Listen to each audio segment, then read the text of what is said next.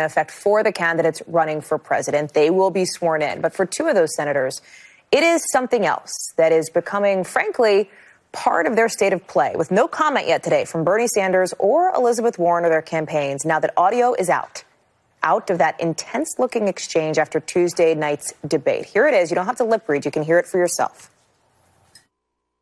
I think you called me a liar on national TV. What? I think you called me a liar on national TV. Let's not do it right now. You want to have that discussion? We'll have that discussion. You called me. You told me. All right, let's not do it now. I don't want to get in the middle of it. I just want to say hi, Bernie. Yeah, good. Okay. So set aside that awkward moment from Tom Steyer. Ugh, the Democratic Family Feud has some progressives worried, right? Worried that Sanders and Warren will destroy each other and pave the way for somebody more moderate like Joe Biden. One activist tells NBC News, we cannot allow what was a non-aggression pact to transform into a suicide pact.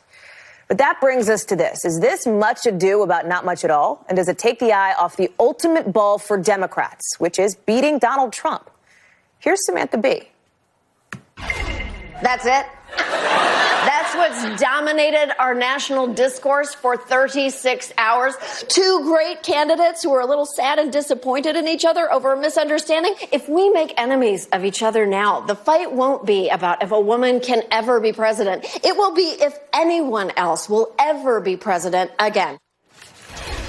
NBC News political reporter Ali Vitale is fresh off a plane from Iowa, where she covers the Warren campaign. I'm also joined by NBC News senior political editor Mark Murray. You don't look jet-lagged at all, Al. It's great to see you. Tell us what we are hearing, or frankly not hearing, right, from the Warren campaign here, who's back and not leaning into this. It's the not hearing, right, because even Bernie Sanders or embeds are camped out on the Hill, and he ignored questions about this morning. He did. Okay, so he was asked and ignored it. Exactly. And so they're looking, I think, to, again, de-escalate was the word of the night on the debate stage. They mostly were able to do that until this off-mic moment. Well, at least they thought it was off-mic. But clearly now the people we are hearing from are the progressive groups who a lot of consternation from them when this fight was first bubbling up. They were afraid of how this would manifest on the debate stage. They felt good once the hatchet seemed to be buried. Now we're hearing from them today. I think your control room has a small statement that we have from them. But a coalition of them said our best chance of defeating Donald Trump does not lie with an establishment or corporate Democrat. That's the argument that progressives have been making this whole time.